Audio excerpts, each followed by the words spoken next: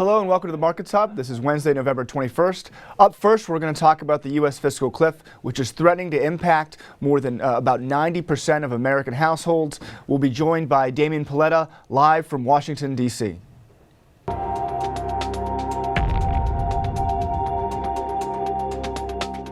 Well, Damian, thank you so much for joining us. Damian, we have this wonderful story in the paper today about the U.S. fiscal cliff, which is threatening to impact basically almost every American household. Why would it impact so many people? What exactly is this fiscal cliff that we've talked so much about?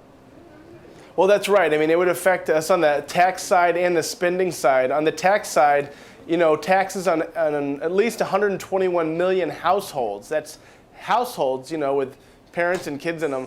Taxes would go up. We would see benefit cuts on everything from like local police stations, fire departments, things like that. So the impact would be so far-reaching, it would be sort of unprecedented for a one-year cut like this to take place. And it was interesting in the story. I mean, a lot of these the taxes that have been impacted going into this, these are going back to the Clinton administration, the Bush administration, Obama administration. These are waves of moves that the government has made over the last 2 decades, really, to help American households, and they'd all be unwound at once, right?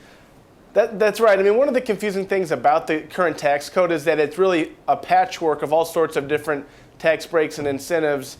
And every year, towards the end of the year, they all get extended, essentially punted another year or two. So this year, we have this big debate about what to do with the Bush tax rates.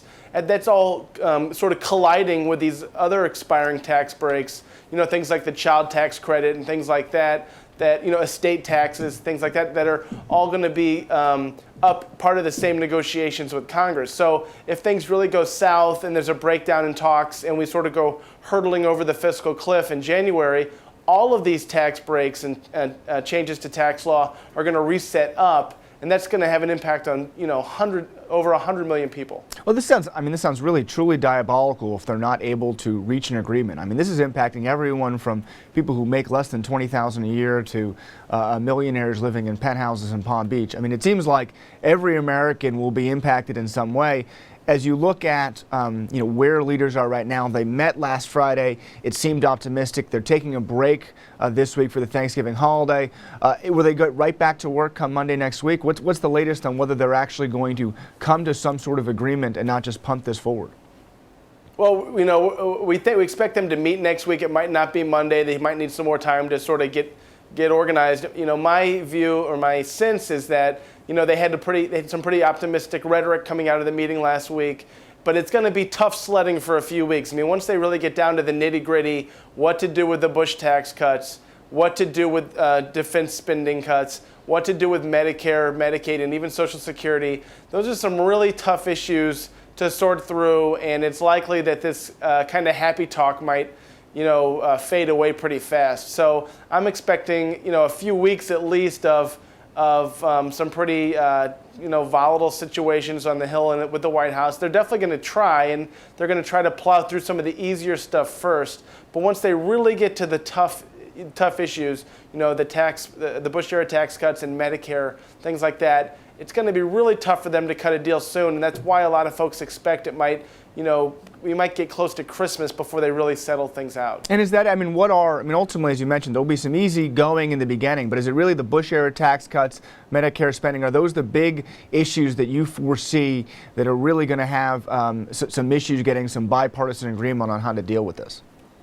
Sure. I mean, what is the big ask from Democrats in the White House is they want Bush era tax rates on the households making more than $250,000, they want those to go up. And the president's view is he just won re-election. This whole thing was litigated during the campaign, and he says they're going up one way or the other. Now, Republicans disagree with that, but everyone's kind of dug in on this right now, and that's when you could go really close to the deadline if folks sort of believe that voters are with them and that they have the kind of leverage on this. And Medicare, Republicans want major changes to Medicare. It's a really expensive program. It's going to get more expensive. And they probably won't agree to some changes to the tax code unless Democrats will agree to changes in Medicare. So these are really tough issues, and they've been dividing this country for decades, and it's hard to see how they're going to, in a half-hour, 45-minute negotiating session, settle all these differences. Yeah, I mean, as you mentioned, also President Obama is taking the election as a backing for a lot of his beliefs on this. Is this something that, as the negotiations continue, you can see him writing a hard line in the sand that says, look, I was elected on getting these things accomplished, and we're not going to sort of budge on these things? It's exactly what we're watching for. He's tried to do this balance right now where he's being tough but flexible. He says he's open to talks. He wants to negotiate. He's definitely put Medicare on the table, and there's a sense that Social Security might get put on the table later as far as just some minor changes to make it solvent for the next 75 years.